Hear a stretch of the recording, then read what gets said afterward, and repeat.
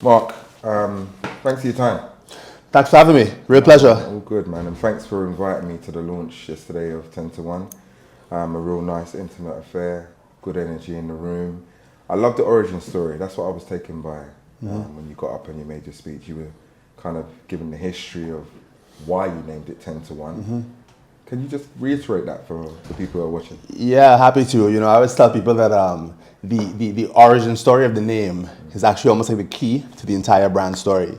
The name 10 to 1 is inspired by the original Caribbean Federation, which consisted of 10 countries, right? The idea of 10 becoming one.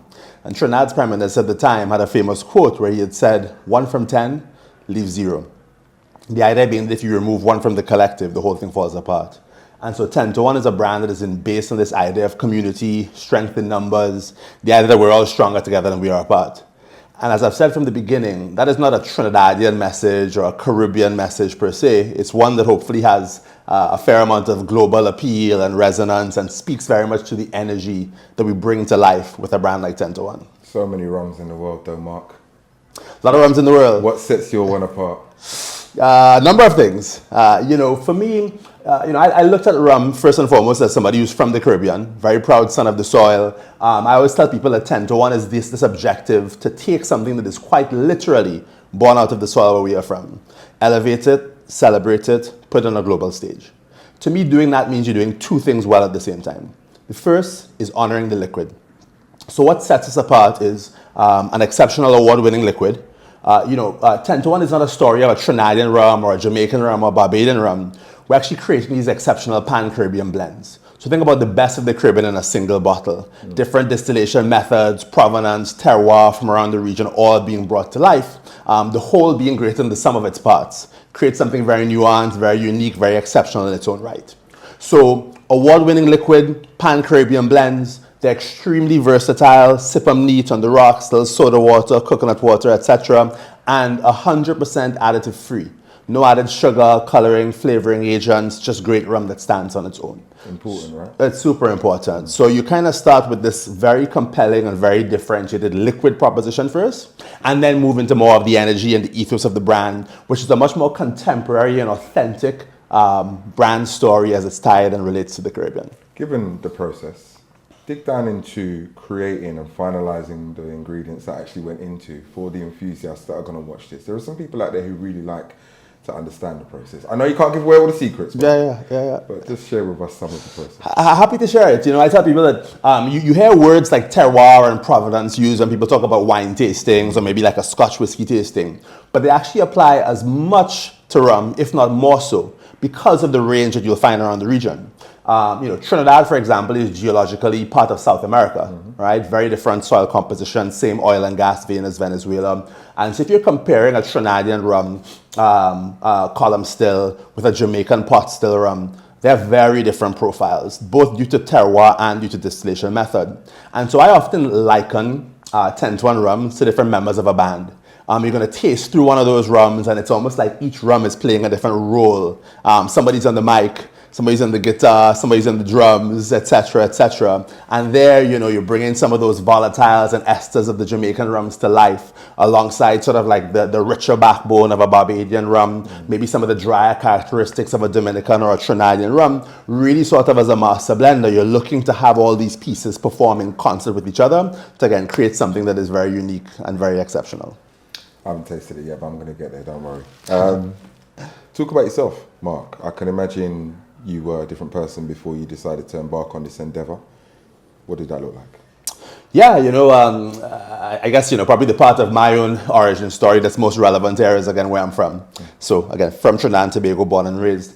I've lived outside of Trinidad for 25 years at this point. A lot of time spent in the US, and also some time spent living here in the UK. Okay. My early career, I studied chemical engineering at MIT in the States. Did that help though with this process? Well, it did actually. Probably not when you study chemical engineering at MIT, you imagine you're going to start a rum company one day. But certainly being able to talk about the volatiles, the esters, the different components, having a little bit more of that craft forward, I suppose, approach to creating the blend has definitely helped a ton. So, early career there, spent time at Cambridge here in the UK. I studied technology policy and have an MBA from Harvard in the US as well. Number of professional stops along the way in consulting and private equity, but most recently was actually at Starbucks. I was on the executive team there, was so proud to work for the founder and CEO of Starbucks during my tenure. And when you have a chance to see an entrepreneur like that up close, I think it's a really transformative experience for a young aspiring entrepreneur. Really kind of gives you a different perspective on what it looks like to build a brand with a very clear sense of purpose, right? And 10 to 1 to me, again, is about more than the rum. It's about leaning into something that is tied to who you are, where you're from, the things that you care about, and trying to tell that story in a very deliberate and very intentional fashion. Yeah, that does give some perspective, actually. So thanks for sharing that. You're Trini to the bone. Trini to the bone. Our black label drink is going to gravitate to 10 to 1. Well, we hope so. We hope so. I think I always laugh at my Caribbean brethren and sisterin because, we all have our preferences, right? And, the Bajans have like what they like, and the Trinis and the Jamaicans and so forth. But, I hope that folks will look at this as something that they can feel proud of. I had one of my mentors a long time ago told me, if you don't tell your story yourself, somebody will tell it for you. You're not always going to like the results. I think rum to me has been emblematic of that, right? For too long, you've had folks who've been out there in the global landscape kind of telling a different story that doesn't bear a lot of resemblance to, I think, the culture that I know, that I love, that I'm proud of. And by no means am I saying I'm the single arbiter of Caribbean culture, right? We all have our perspective on our way in. But this is just one example of one person who's very proud of who and what we are and what we represent and trying to tell that story through rum. So I hope that those black label drinkers will see a little bit of that magic and gravitate towards it and, give it a shot and add it to their portfolio. I mean, I just hope you're in business as long as they've been. Everyone I spoke to last night loved it. There was a genuine positive reaction. Mm-hmm. Has that been the case for you? And what's been the most surprising feedback that you've had? Yeah, absolutely. I mean, the feedback on the liquid has been exceptional. Truly exceptional, and that's been very humbling and very gratifying, for rum and non-rum drinkers alike. So you talk about something that's surprising. About 70% of the 10 to 1 consumers we've had in the US to date are not rum drinkers. They're drinking whiskey, drinking tequila, drinking mezcal, drinking vodka, but all of a sudden 10 to 1 opens their eyes to a different possibility. Wait, this is rum? I know rum could taste like this. I know rum could do this. And I think those revelations, are always a little bit of win in your sails and encourage you to get out there and do more and share more. So for us, liquid to lips is always, another kind of key to unlock the brand and unlock the experience for lots of folks. What do you see as any challenges moving forward? Ton of challenges. Building a business is hard work. In the best of times, consumer is hard, spirits is harder, rum in a new market is harder on top of that. I think that as an entrepreneur, you have to be willing to kind of steel yourself for those challenges. And it is going to be a long, winding road. One step forward, sometimes 2 steps back. We've been doing that for a while now in the US. And every time it happens, it just kind of steals my resolve, steals the resolve of the team to keep on marching forward. So, typically you're fighting a challenge of distribution.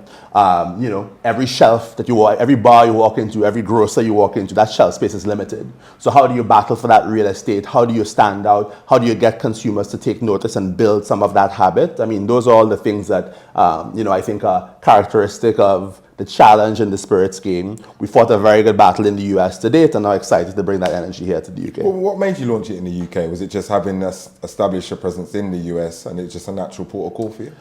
I said yesterday too that this is a really special moment for me. I have a lot of love and affinity for the UK. I studied here for a few years. I actually worked here in London, in the city for a couple of years as well. My twin sister lives here. My parents are here a bunch. And, obviously there's a lot of connection between Trinidad and the UK and so forth. It's a market that has a ton of incredible concepts, food and beverage, hospitality. I think very much a window into broader Europe and the rest of the world. And so for me, I think having seen that success in the US over the last number of years now felt like the right time to bring that to life.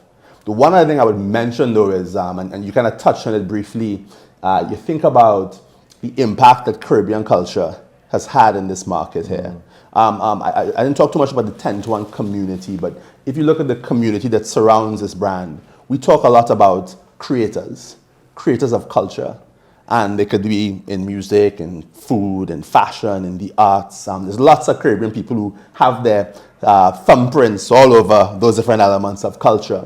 And if that idea, that ideal, that energy resonates with you, 10 to 1 is usually going to be a brand that finds its way into your consideration set. And so there's something particularly special about coming to a place like the UK where that impact of Caribbean people is so profound. I think they hopefully will feel some of the energy of the brand and hopefully begin to adopt it into part of their routine on a regular basis. I think you've begun to answer my next question, but and I ask this to every entrepreneur, if you had that magic wand and could create the perfect scenario over the next year, how would those 12 months go?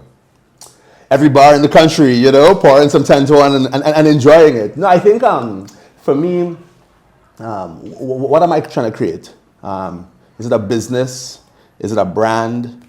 Is it a movement? Probably a little bit of all three, to be honest, right? And I think you would love to be in a position where, whether it's a year from now, 3 years, 5 years from now, people walk into a bar, walk into, a dinner party at your house, and they point at that bottle and they say, yo, remember when we used to think about rum like this? And now we think of it like that? We can all think about brands that were, I think, pivotal in changing the way that we thought about a category. Bring a different level of elevation, a different level of imagination, a different level of community. That's super important to us as a brand and super important to the spirit of Caribbean culture.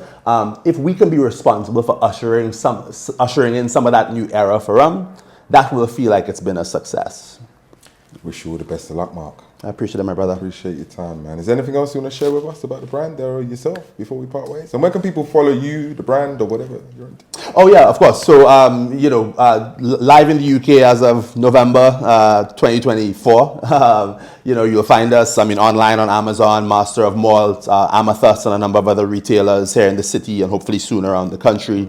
And then lots of different bars and restaurants popping up in the Greater London area. So, find it online, find it in store. If you don't see it, please ask for it. 10 to 1, as the case with any young brand, is all about sort of building that early advocacy and community and interest. And so hopefully folks that are out there, seeing this piece or reading this article will ultimately decide to, again, go out there and chase it a little bit. Good luck with everything, sir. Thank you, my brother. Pleasure. Thanks for having me. No worries. All right.